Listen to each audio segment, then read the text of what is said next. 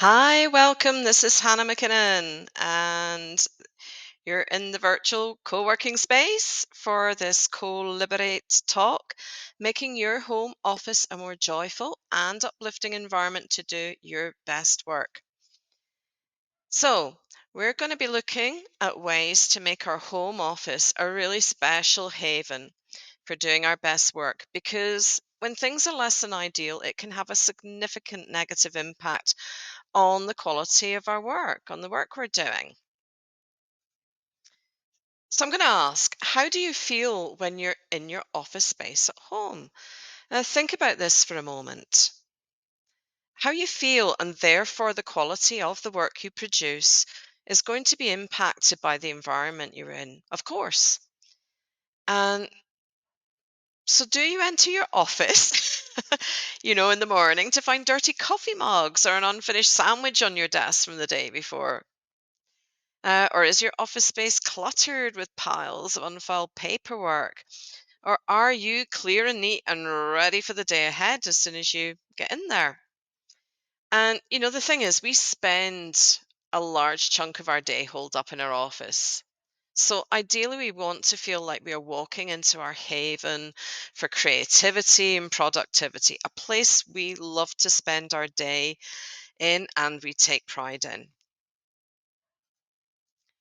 Now, I don't know about you. Image left or right? I think I'd rather find myself walking into a space like the image on the right than the one on the left, to be honest. So, I want to suggest to you that a dedicated space for working at home is really vital. Now, yes, I do sometimes work at the kitchen table from time to time. Variety after all is the spice of life. Yeah, a dedicated work area you love being in is always going to be best. So you have your very own haven to retreat to where you can work undisturbed. And of course, sometimes creativity is required to have that private haven to work from. Now, if you've been in Michelle's world for a while, you'll probably be familiar with her office because Michelle needed her, to create her private haven to work from when she moved home. And she found the solution by converting a walk in cupboard into her office. It was just the ideal space for her. But the truth is, working from home tends to have a whole host of distractions that are not just an issue, they're just not an issue when you have a regular 9 to 5 job, right? We've got kids or we've got dogs, puppies, tradesmen, even our friends and family that can all be causing some kind of distraction, whether knowingly or not. So, of course, it can be a challenge to create the boundaries so you have the space to work in peace. So, I actually chose to move my office very recently. And the image on the left is actually, believe it or not, is the view from the office that I've just moved out of. And, of course, it's undeniably gorgeous, but the windows were massive. They're really high. They take up pretty much most of the room. And unfortunately, from May to September, it's just so glaringly bright that, I'd learned that, I can barely look at the screen on my computer because of the glare. So that's why I decided, at, at the end of April to make the move upstairs. And, very good decision. So here's my new office on the right, and you can't see from here, but if I look up from my screen, and in the distance, I can see you know some of the most iconic landmarks of La Antigua, Guatemala, which is a World Heritage Site city. And the great thing is with the room being further back in the house, and with these smaller windows, and of course there's a roofed area of my terrace that's just outside of the office. I'm super protected from the glare of the sun, so it's a much more comfortable environment for me. I'm liking it a lot. But anyway, onwards and on to the first area we're going to look at. First core area, I would say, is our physical comfort. Now, if you can't sit comfortably for extended periods of time in your office space, it will be quite the struggle. And I know if you are just starting out in your VA business, you might not have a lot to invest.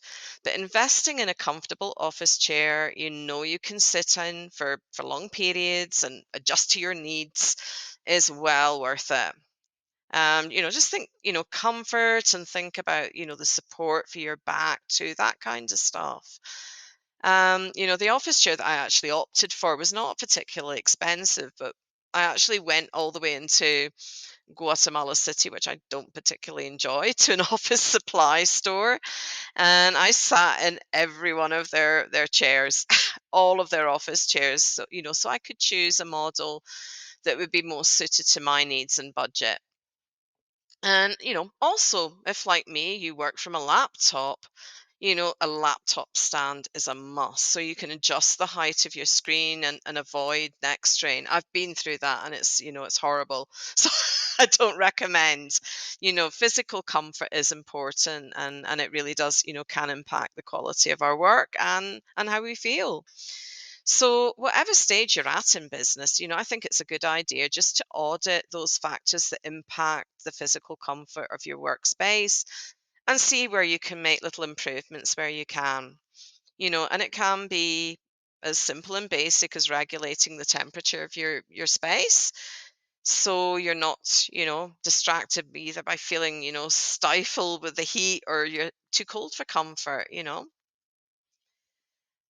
Second area is all about the ambience. Now, oops. Now, we want to create an ambience in our home office that's a joy to be in without it actually becoming a distraction.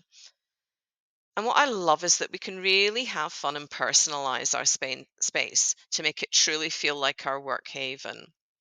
With our wonderful work from home lifestyle, that allows us to create an ambience for our workspace to suit who we are, in a way that our friends who are doing the 9 to 5, office job simply can't.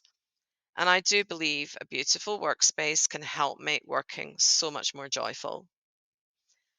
Now, since my recent move to this upstairs room, I've been having, as you can see, I've been having a lot of fun with stick-on butterflies and I've been adding plants and, I've kept some wall space aside as well for some artwork and family pictures that I'm planning to bring back from the UK at the start of September. And of course, me being me, I've put down a couple of blankets on the floor for, when my dogs are being a bit sleepy and well behaved. So, basically what I've done is I've made it so that I absolutely love being in this room. So, whether you've got an entire room to play with or a cubby hole in the corner of a room in your home, do make it special and welcoming for you, and you're going to feel the difference. And then the third thing are the tools, for optimizing your focus. And this is because life happens, right? And with that come all manner of distractions and just this times when we might need that bit of extra support to keep our focus and creativity on track. And I would just say do what works for you to help you support you the best. We're all different here, and what works for me might not necessarily be a fantastic solution for you, but I'm going to share a couple of tools that I love and find incredibly helpful that you can perhaps look at and try out. And, I use them when I need that bit of support to focus. And the first one are doTERRA essential oils. And I'm sure you will hear Michelle raving about these little bottles of joy too, and often a bit like me. Um, but did you know that you can actually use essential oils to up your work focus? Well, I find using my diffuser in the office with the right blend can have a pretty much instantaneous effect. And I'm just going to share with you here my personal favorite in case you'd like to try it. And it's just pop into your diffuser 4 drops of lemongrass and 2 drops of lavender, and off you go. And not only will you get into the zone with much greater ease, it's going to uplift your mood too. And the second one is an app called Focus at Will. Now, this is, if you've not come across it, it's a music app that's very specifically designed to help you rock your power focus, be that to plow through admin or, get the creative juices flowing. And I've used this app on and off since about 2013, I think.